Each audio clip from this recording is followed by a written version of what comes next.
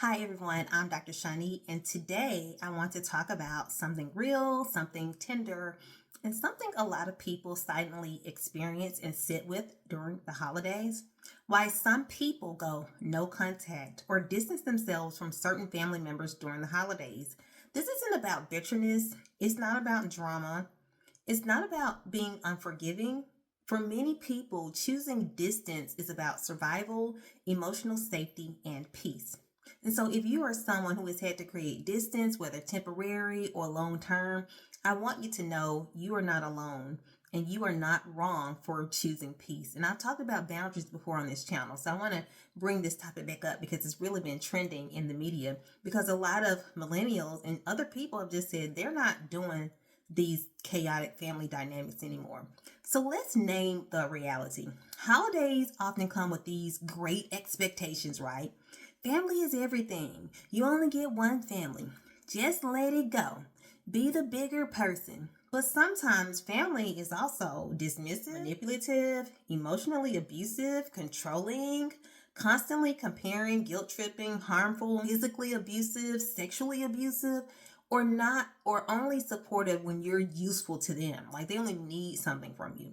So some of us grew up in these systems where dysfunction was normalized, where disrespect was framed as that's just how they are. Now you know Auntie so and so, she gonna say what she wanna say. You know how Uncle so and so is, he gonna just say what he wanna say. And we, the recipients of this wrath, were expected to tolerate the pain in silence and keep the peace. And at some point, maybe a lot of millennials, but at some point, people got to a point where they said, peace at the expense of my well being is actually not peace, it's self abandonment. So, why do people truly go no contact with their family members during the holidays?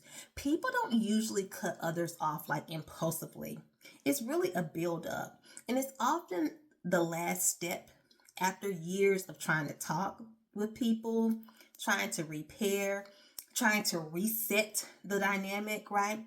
Minimizing their own pain, hoping the behavior would change, forgiving without accountability, and being repeatedly hurt.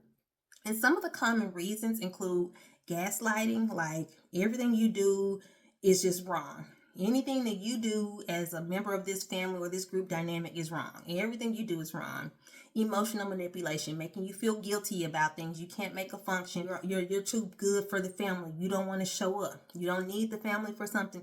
Oh, you're better. All those things, those are manipulation and emotional manipulation tactics.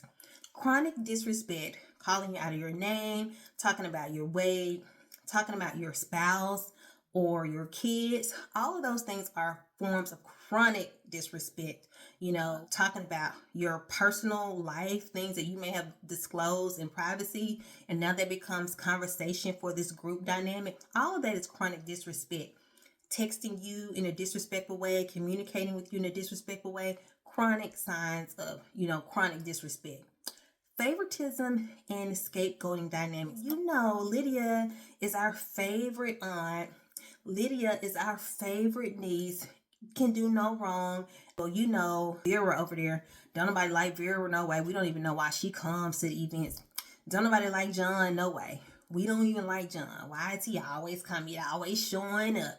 Now, Lydia got as much dirt as everybody else because nobody's, closet is clean. She got skeletons all in her closet. Lydia can do no wrong. But Vera and John, they're scapegoated at every, family event. Okay? Jealousy. You come to the family reunion, you and your spouse have worked hard. Y'all work at 8 to 5, 9 to 5, whatever it is. God has blessed y'all with a new car. Let's say it's a new used car. Okay? Let's just go there. It's a new used car. You met with jealousy. Instant.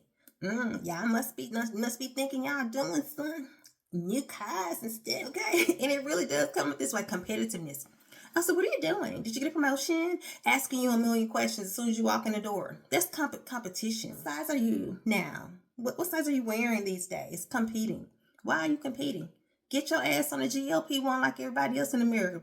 Tearing you down. Making it seem like what you are doing is not even relevant or trying to diminish anything that you've accomplished, okay? Having a lack of accountability. never being accountable for their actions, their decisions, their choices, okay? Being punished for actually having boundaries, all right? So you become this person who is scapegoated and punished for having boundaries. Let's say you want to reset Thanksgiving. I don't really want to do the whole cousins group or the dynamic with the family anymore. I'm giving a little pause, right? Putting a little time out right there. Oh, you can't come be with the family no more. You can't come no more. So you get punished for wanting to create new traditions for yourself, right?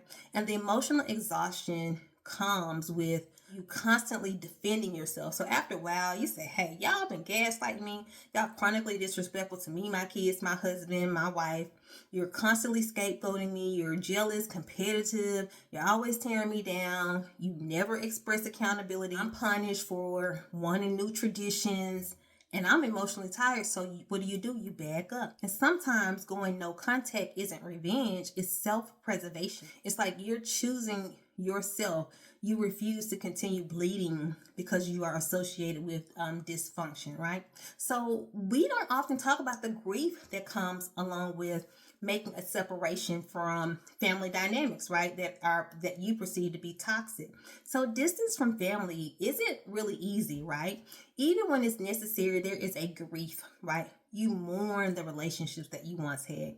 Grieving the fantasy of the family you wish you had. We could just get along. We could have so many more beautiful memories like we did in the 70s and the 80s and the 60s. But we are in 2025 and that ain't the reality. We're not dealing with grandma and them. We're dealing with new age people, right? Grief for memories that will never exist. Can't get along. So and so wasn't able to come to my wedding, or we missed them at, Papa Joe's funeral. Things of that nature. Grief for memories that will never exist. Grief for the parents, siblings, and relatives they could be. What happens when you don't have a good dynamic with your parents? That must be so hurtful, because I had a beautiful relationship with my parents, and I understand how hurtful that must be for a lot of people, especially during the holidays. And sometimes that grief is there because you actually still love them, but you love yourself too. And so that grief becomes very complex. And many people grieve quietly. They grieve those relationships. So if you're someone feeling that grief during this season, I honor your courage, your clarity, and I honor your right to protect your peace. I'm all about protecting my peace. So what does going no contact really mean? For some people, going no contact is permanent. And for other people, it's temporary. It's just like, let me put a little pause right here, because you need to catch that your behavior is not aligning with what I perceive to be respectful behavior or respectful communication. So sometimes it's limiting communication, just being transactional. Yes, hey, no, thank you, hi, liking, giving a little heart, but not really emotionally engaging in that conversation. Why? Because sometimes when you mention things or you mention success in your life, they can mention it all day and you're probably like, yeah. But when you mention things, hey, my husband got a new promotion, we're going to be moving to a new city, you're not getting that same support. And so it's not a level of reciprocity. So it can mean limiting conversations because people just can't take something. Not attending gatherings, not showing up. Sometimes the best way to let people get the message is by not showing up. Refusing to engage in chaos. And I always say this, it takes two to tango. If you are that person and you know that your family is big and dramatic and loud and it's always going to be some chaos, you have to be that person to disengage. Because if you're not there, they can keep that up among themselves, but you don't have to engage in it. You don't have to reply.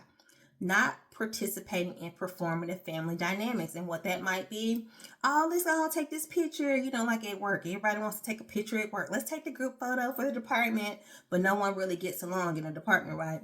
So all that performance. Let's meet up and take the family photo to show that we're unified, but really behind the scenes, nobody's liking each other.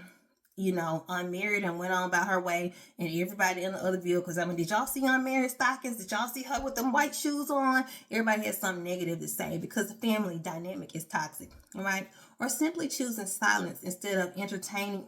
Emotional harm is anything that doesn't make you feel good about yourself. When you walk into the room, people are breaking you down, talking about your weight, talking about how much you gained, how much you lost. All of these things, talking about your degrees or lack thereof, talking about your job or lack thereof, or whatever they feel they can stick a pin in you and deflate you a little bit. That feels like, that's what emotional harm looks like. people trying to deflate you and make you feel very self-conscious, right? It's because of their own insecurity. So it's not always about cutting off love. It's about cutting off access. Pop, pop, pop. You don't get access to me. Access to your nervous system. So anything that can dysregulate you, throw you off your game, anything that can steal your joy, cut that access off. So if you've chosen distance, you are not selfish, you are not ungrateful, and you are not heartless. You are a person who has decided that your peace matters, your emotional health matters, and your spirit matters. But we talk about loyalty, but rarely do we talk about what healthy loyalty looks like versus self-destructive loyalty. And self-destructiveness looks like you're all to people who aren't deserving, who don't care, who are in a transactional relationship with you, who are in a one-sided beef with you when you're just over here minding your business and, hydrating your locks. So choosing peace is not betrayal. Sometimes it's the first choice in choosing yourself. So if you are in a season of peacekeeping, boundary setting, and stepping back from family dynamics that harm you, I applaud you because I get it and I understand why it's necessary. You deserve stability. You deserve dignity. And you deserve environments where you are celebrated, not tolerated, and where love and respect are mutual. We don't have to have a PowerPoint presentation like, okay, you guys, this is what you don't need to say. This is how you need to behave. If I got to give you a PowerPoint presentation before I show up, I'm not showing up. And if no one has said this to you, friend, I'm proud of you for choosing yourself because I have chosen myself over and over again. And I will continue to choose myself every time over any toxic family member. So if this spoke to you, share with someone who may need encouragement. Drop a comment if this resonates with you, or if you're navigating a similar experience. You don't have to carry it alone. You deserve peace. I'm rooting for you. Go get your peace. Happy holidays and Merry Christmas.